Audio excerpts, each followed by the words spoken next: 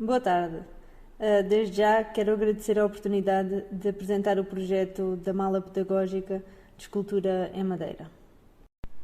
A Mala Pedagógica de Escultura em Madeira surgiu na disciplina de projeto da Licenciatura de Conservação e Restauro do Instituto Politécnico de Tomar, lecionada pela professora Ana Bidarra, e tem como objetivo integrar os serviços educativos do Museu dos Cristos em Sozel.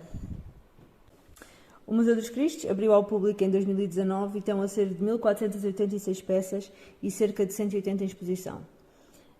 Sendo um museu recente, ainda não tem muita afluência, mas recebemos frequentemente escolas primárias e jardins de infâncias do concelho.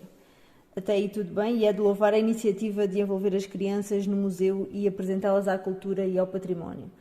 O grande problema acontece quando as crianças entram na exposição. Para elas, são apenas corredores de pessoas penduradas numa cruz. E querem voltar para trás, e querem ir embora, e muitas delas choram. Estas são algumas imagens do museu e, como podem ver, é um ambiente escuro, onde existem apenas cristos crucificados.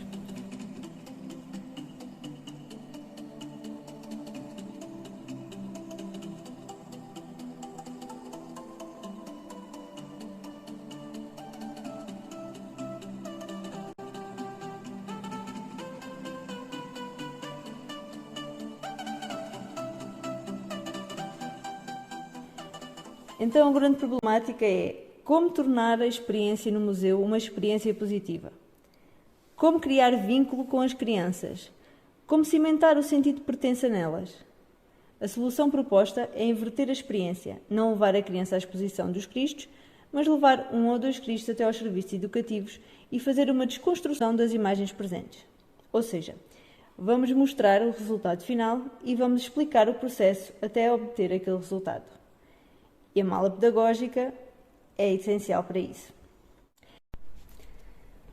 A mala é composta por um pequeno mostruário com os materiais necessários, uma escultura, 4 placas expositivas e folhetos informativos.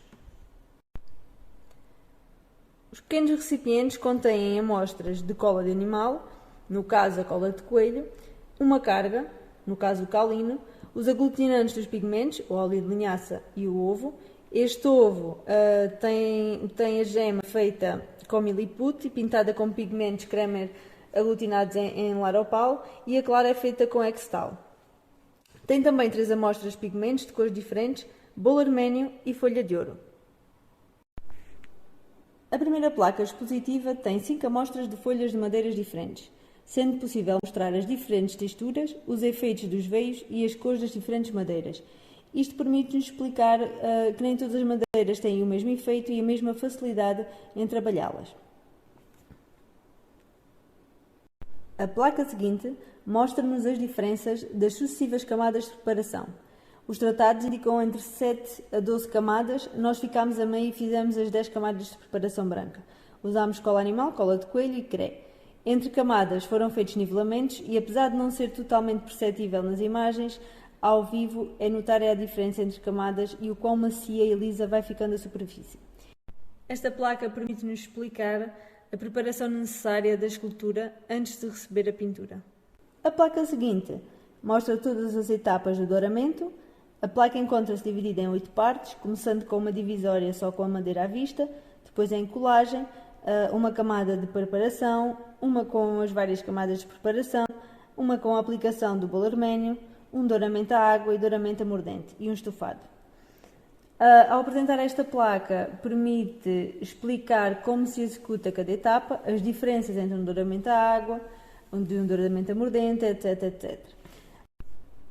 A última placa mostra os vários tipos de decoração, a policromia por si só, o puncionado, o escravitado, o estofado e a união de todos eles.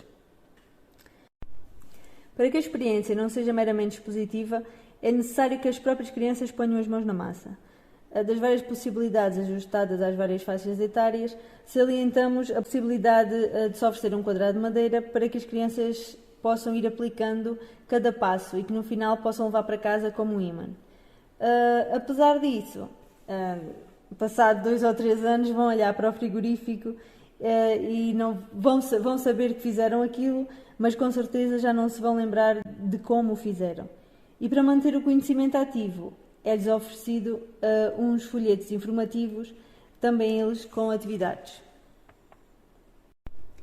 Como foi dito no início, a maioria dos nossos visitantes são crianças do jardim de infância e do ensino primário, ou seja, crianças dos 3 aos 5 anos e dos 6 aos 10. E foi para estas faixas etárias que desenvolvemos os 2 folhetos, salvaguardando o facto de estes poderem ser ajustados para outras faixas etárias.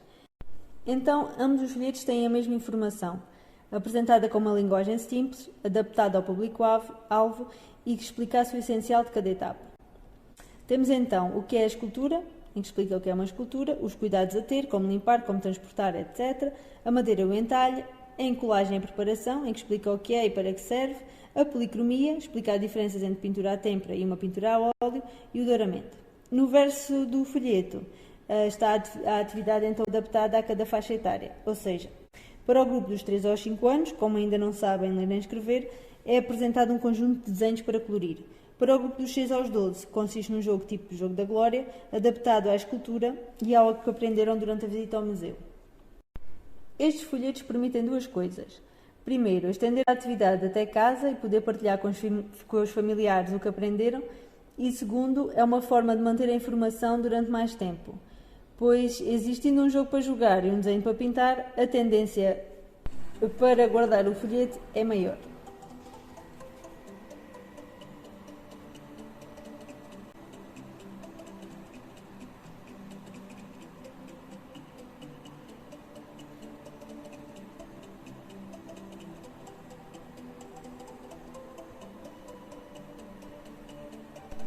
Desconstruir a escultura, ensinar a ver a escultura, é criar ligações de entendimento com o objeto observado.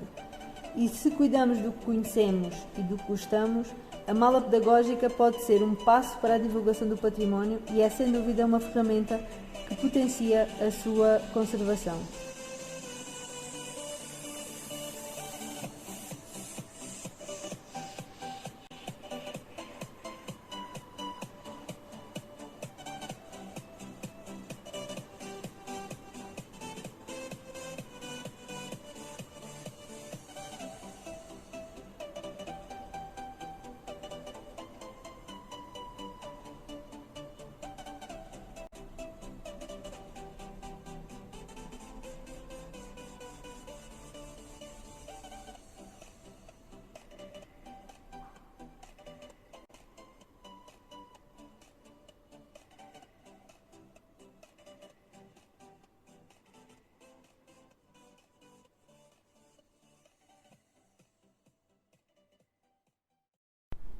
Boa tarde.